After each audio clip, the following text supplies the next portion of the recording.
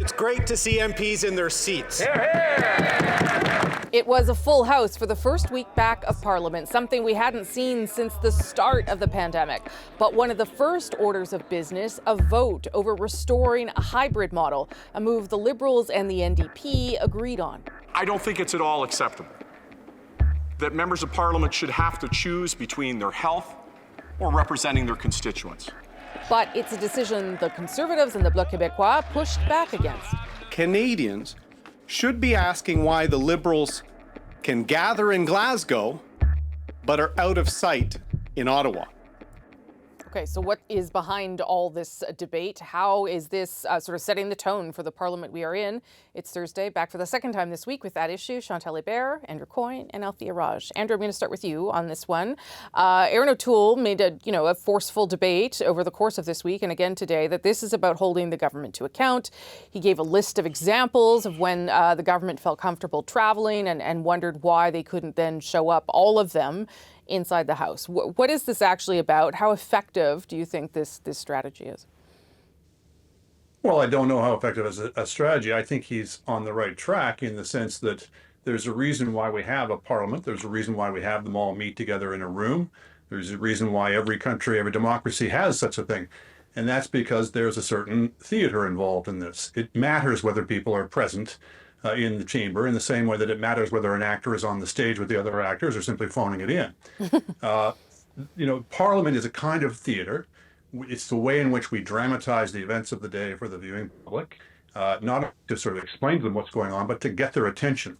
And to the extent that Parliament is diminished in that regard, and I think having people Zoom in is, I don't think anybody can pretend is the same thing as the real thing, the same way as a Zoom gathering is not the same thing as getting together with your actual friends and family. To the extent that it's diminished in that regard, then it's going to be less of a potent body for holding the government to account, and to that extent, the government's going to be less held to account. So you don't have to make too much of it or more of it than what it is. But I prefer if they were all meeting in the chamber together, and I don't see any reason why they can't. If everybody's vaccinated, as they're all now claiming to be, then I don't see what the reason is they can't gather together. Well, where is the evidence, though, Althea, that it didn't work with the virtual parliament? I mean, do we have examples of how it broke down, or I don't know, how they weren't able to hold the government to account, or is that just their sense of things? Well, I think to Andrew's point, it just doesn't make for great visuals. It's a lot harder to land a punch in question period when the minister is reading a reply from Zoom and you can't socialize that clip and rally your supporters the way you would like to when you're relying on Zoom. I mean, there are other reasons that I think are more worthwhile that were put forward by the Conservatives. I do think that, you think about the new class of MPs that just got in, the MPs from 2019, they barely know each other. Mm-hmm. The collegiality that is lacking on Parliament Hill really only takes place when people are gathering over drinks or lunch or dinner. And without being there in person, you don't have that. You also don't have MPs having the ability to go and ask a minister about something happening in their constituency or raise issues like that. Like, I think those are strong arguments that the Tories are also putting forward. I don't know that hybrid hasn't worked. And I think for some people, like we saw Lauren Collins, the NDP MP from Victoria, who brought her young daughter with her in the chamber, saying, she's still breastfeeding. It's really helpful for her to have hybrid parliament. And we know that the Liberals and the NDP have actually been looking at hybrid as a possibility for the future that would allow working mothers, for example, to use Andrew's point, phone it in. But it's not that they're not working. They're just working from their constituencies. Yeah, or to allow for MPs who have to travel a long distance, which is the case for people in BC or Yukon, to not have to do that every day of the week or every week necessarily. Chantal, what do you think this is important, that this is an issue that they should be talking about and debating? I'm agnostic. I can understand all the points about the in-person thing, but I am sympathetic to the point of the flexibility at this point when the pandemic is not over. It's not just the House of Commons and everyone is vaccinated. It's about having to spend hours on planes, trains, or whatever to just get there. And I think the flexibility is helpful to someone who has to self-isolate, for instance, and can still participate. But I think the test of this is how the government handles it, because I do think the Conservatives and the Bloc have a point about ministers being on Zoom and not being in the House when leaders on the opposition side have been in the House. And I think it has helped embattled ministers to be on Zoom. And a case in point, I think, would be National Defense Minister Arjit Sajjan in the previous Parliament, who got away with a lot more with evasive answers than if he'd had to defend himself in person. So if the government is going to revert back to people sitting in their offices on Zoom, this will be a failure as opposed to an experiment that might bring some balance to the issue. But a version of it where yeah, go ahead, Althia. Then Andrew. I just want to flag that not everybody is vaccinated. Like, we know that there's at least 2 Conservative MPs with medical exemptions. And frankly, while we are seeing them in the chamber with their masks on, like, they're not wearing their masks in their offices. Some of them are not wearing their masks at all in caucus. They're not meeting their masks when they're gathering. So there is like, to Chantal's point about the pandemic, like, there is still a public health concern here. For sure. Andrew, Just to pick up on Chantal's point about it being particularly important to have ministers in the House. And again, it's because of the physical proximity. And it's not pretty. When a minister has a bad day in the House, it's basically the equivalent of bear baiting. I mean, they are facing the taunts.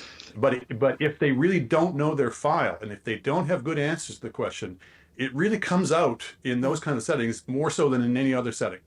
When a minister has a bad day in Parliament, they have a bad day in Parliament. And that's important from a standpoint of accountability. Yeah, I mean, it sounds to me like they do want ministers to appear more often. It's just everybody else, that the whole thing wouldn't be full, but ministers would appear on a regular basis. Sorry, Althia, what were you going to say? But that wasn't the case in the last spring. No, it certainly wasn't. That wasn't happening, and that's one of the reasons why the Bloc has sided with the Conservatives on this, is ministers were not showing up in the House. Althia, last point to you. Well, the other part of the drama that unfolds on Parliament Hill is our role as journalists. And it's a lot harder to do our jobs when the ministers are not in the House or when the witnesses are not actually physically at the committee. We can't run after them and try to get answers.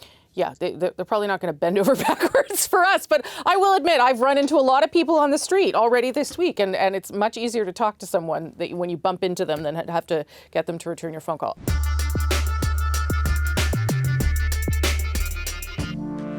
If the last year has shown us anything, it's the impacts of climate change are here sooner than expected, and they're devastating.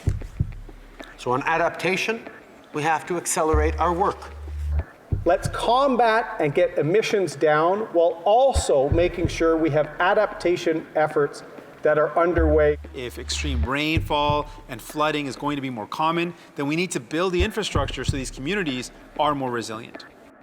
MPs held an emergency debate on Wednesday night to talk about the floods in British Columbia, but also how to prepare and adapt for more extreme weather events like this in the near future. We're seeing things happening, of course, in Atlantic Canada too. So does this force the government to approach climate change differently, perhaps more urgently? Chantal, Andrew, Althia, back for another round of At Issue on this. Chantal, what do you think here? I mean, certainly it's one thing to talk about climate change. It seems to me it's another thing to talk about adaptation and mitigation and trying to figure out how you deal with these extreme weather events. I mean, British Columbia is a good example of them sort of abandoning the idea of flood mapping, and so this is where you end up. What do you think this does to the conversation around climate change? I don't think it alters the climate change strategy as we have been talking about it for the past decades. How do we mitigate our contribution to climate change? But I think it means that it alters the public safety agenda to adapt to climate change rather dramatically, because we are not going to be, with a climate change strategy, going to avoid the effects of climate change as they are now presenting. And that's not going to happen. That we missed that exit on the highway, and there's no going back. So basically, it means that we need to look at public safety, infrastructure planning, infrastructure maintenance in a whole different way, and probably do it quickly rather than slowly. Andrew, what do you think it does to the conversation? I mean, other than create, I guess, a sense of urgency, and in some people's lives anyway, a really direct sense of urgency. Yeah, I mean, whether this specific event is specifically attributable to that, I don't think we could say with certainty, but it's certainly plausible to think that we're going to see more events like this, and that's certainly what the scientists are telling us. I'd be as concerned by the message coming out of COP26, which was that the world is really struggling to get on track to get that, to keep it to the 1.5 degree Celsius increase in temperature. Which means that not only are we having to deal with the kind of adaptation and resilience types of issues, but we still have this larger issue of we've got a long way to go still to get the emissions down to the levels that are, that they're recommending. Yeah. Which means we're going to be pushing for more and more and more measures to try and do that. And I think it makes it all the more incumbent that we think about doing so in the least cost way, because the more urgent and the more ambitious we become with that, the more the potential for excess costs weigh in. And that's not just a matter of the economy, though I think that's very important.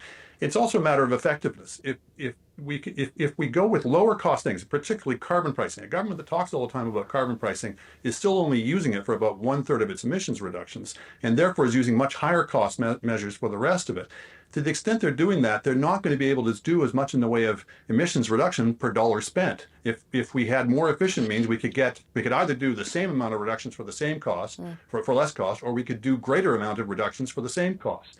So I'd like to see the debate turning in the tension of how can we, not just what are our targets, how ambitious our targets are, but how do we get there? And if we had an opposition that was worth its salt, they'd be talking about it in those terms, about more efficient ways of trying to get emissions down, rather than, we've only just got them talking about carbon pricing at all. Yeah, I mean, because now we're in a place where the government's given $4.1 million rather to the port in BC, but this is going to cost many, many millions to help them clean up and adjust things. Yeah, billions. That's right, Althia.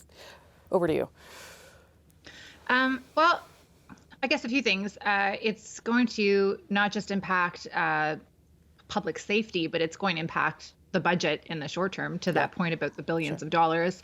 This is something the Liberals have been talking about, climate adaptation, since 2015. And yes, there is a sense of urgency, perhaps more than there already was. I don't know if we can really, I feel like every year, well, it's worse than it was the year before, so we clearly should be doing things faster.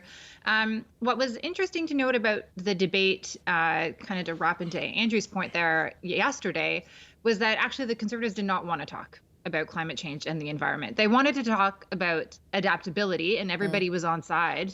But, like Ed Fast, who was leading basically the main spokesperson for the Conservatives in the debate, was talking about, yes, the climate is changing, but we'll have the conversation about climate change later. Like, this is about the weather. And so that, I think, still speaks to the fact that that is a debate among some within the Conservative Party, and that is a drum that the Liberals are certainly to beat. But it was nice to say, on a positive note, that the tone during that debate was quite positive, and it was not the toxicity that we have seen in the House since they've returned.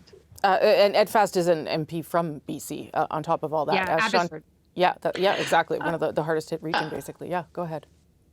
If you're an MP from BC, after all this happened since last spring, you just can't afford to be seen as a climate change denier anymore. And what that means is that the faction that believes climate change is not serious, while it is within the Conservative Party, is shrinking with every day. The vast majority of MPs in the House of Commons, and I include in that the Conservatives, know that this is a serious issue and that it will only get worse unless it is addressed. And that's progress, if you have to take progress where you can find it. Okay, I got to leave it there, everybody. Thank you for doing double duty this week. I'll see you back here next week. Thanks so much.